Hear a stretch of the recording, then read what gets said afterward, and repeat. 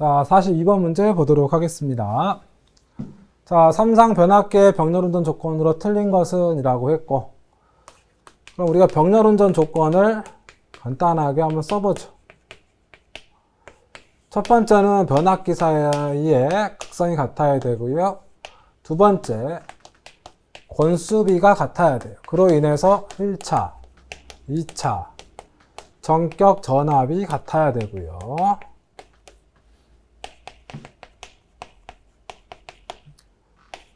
세 번째로는 이제 퍼센트 임피던스의 크기가 같아야 됩니다.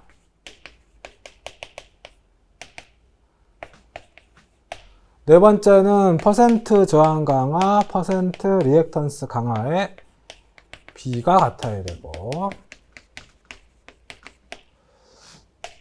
다섯 번째, 여기서는 이제 삼상의 경우로 상회전 방향 또는 각변이, 이 각변이를 다른 말로 위상차라고도 해요. 같아야 됩니다, 이게. 그 다음에 이제 같았으면 좋겠지만 뭐 달라도 큰 문제 없는 거, 용량, 출력, 부하전류, 임피던스.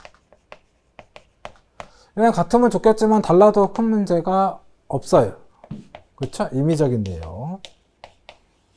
여러분들이 이걸 이제 설정하시는데, 이때 삼상변압기에서 여러분 또 하나 포인트로 잡아주셔야 될 것이, 이 다섯 번째가 들어가면은요, 첫 번째가 빠져요. 그래서 2번부터 3번, 4번, 5번 이렇게 묶인 게 삼상변압기의 병렬운전 조건이 되는 것이고, 이렇게 해서 1번, 2번, 3번, 4번 들어간 게 단상변압기의 병렬운전 조건으로 표현을 하는 것입니다.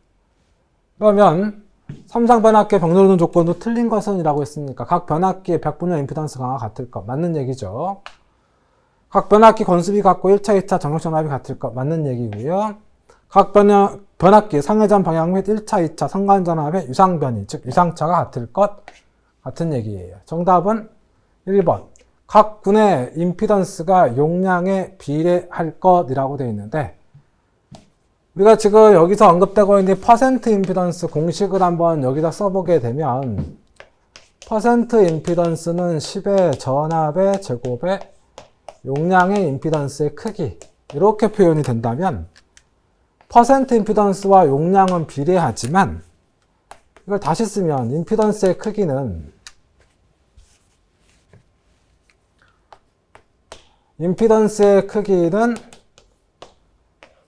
요거 분자가니까 퍼센트 임피던스 10의 전압의 제곱 P가 내려오니까 임피던스는 용량과는 반비례 개념이 되는 거죠. 따라서 1번이 잘못된 얘기가 되겠습니다. 네, 정답은 1번을 잡아주셔서 정리를 해주시면 될 것 같고요.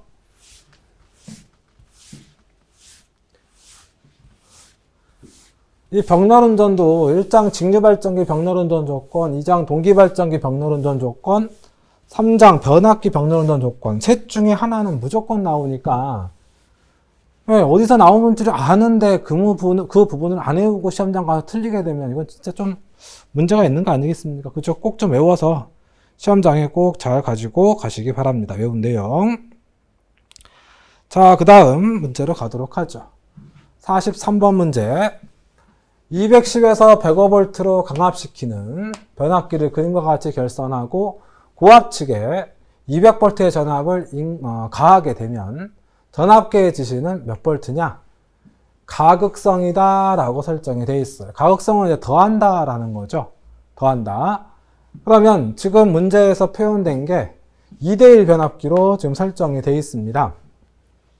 2대1 변압기다 라고 하게 되면은 여기가 이제 2배 설정이 됐을 때, 여기 2가 설정됐을 때 여기가 1이 설정이 되니까 여기만 놓고 보게 되면은 여기가 100V가 나와야 되는 거죠. 쉽게 생각하시면 100V가 나와야 된다. 즉 2대1이니까요. 그럼 이때 가극성이다. 그 다음 감극성이다. 가극성일 때 그 전압계의 지시값, 감극성일 때 전압계의 지시값. 가극성이면 1차, 2차 전압이 더해진다라고 생각하시면 되는 거죠. 1차 전압 더하기 2차 전압. 감극성이면 1차 전압 마이너스 2차 전압. 이렇게 여러분 설정하시면 돼요. 그래서 1차 전압이 200V 인가됐을 때 2차 전압이 100V니까 가극성이면 더해지니까 300V가 나타나고, 감극성이면 200-100이니까 100V가 나타나게 된다. 따라서 정답은 3번 되겠습니다. 그래서 이제 더할 가짜를 써서 설정하시면 될 것 같고요. 네, 그 다음에 지금 여기서 100V는 어떻게 나온 거예요? 해설에도 표현되어 있습니다만 이 자체 변압기가 2대1짜리죠.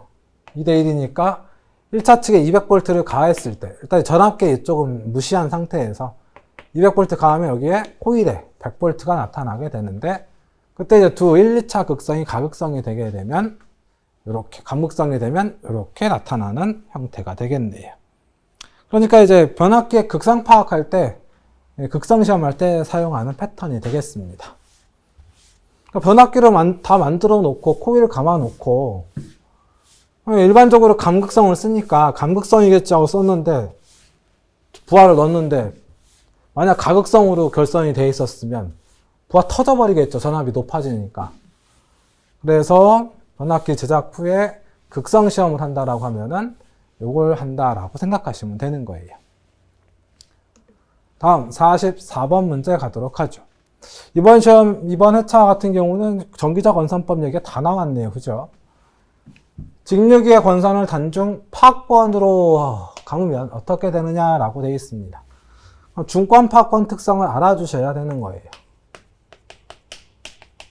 중권과 파악권. 자, 먼저 이제 병렬 회로수 구분해야 되고요. 그렇죠? 소문자 A로 통상 표현하고 브러쉬의 수도 표현해야 되고, 통상 B. 그다음에 이제 용도 설정을 해줘야 되고, 균합환, 전압을 균일하게 만드는 고리의 이제 유무, 사용 유무도 구분해야 될 것이고, 그랬을 때 중권이다라고 하게 되면 병렬 회로수 A는 극수만큼 나타나고, 파권이다라고 하게 되면 병렬 회로수 A는 2로 나타나게 되는 것이죠. 그 다음 브러쉬 수, 중권일 때는 극수만큼 나타나게 되고요. 그 다음 파권일 때에는 통상 2개가 설정이 되게 돼요. 다음 용도는 중권에서는 대전류, 저전압용으로 사용을 하고, 파권은 소전류, 고전압용으로 사용하고 있습니다. 그 다음 전압을 균일하게 만든다. 전압이 균일해야 되는 것은 병렬 쪽이죠. 균합판은 중권엔 쓰고 파권은 쓰지 않는다라는 거. 자, 그래서 이 표를, 이 내용을 반드시 외워주셔야 되겠습니다. 그러므로 파권을 가면 어떻게 되느냐? 저압 대전류는 중권, 균합판 연결 중권, 내부 병렬 회로수가 극수만큼 생긴다 중권, 전기자 병렬 회로수가 극수에 관계없이 언제나 2이다. 이렇게 정답 4번 되겠고요.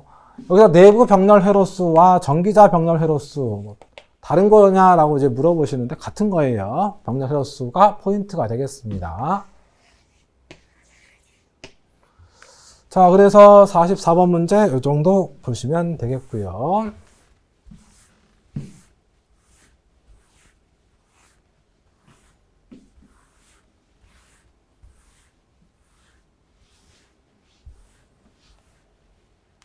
다음 45번으로 가죠.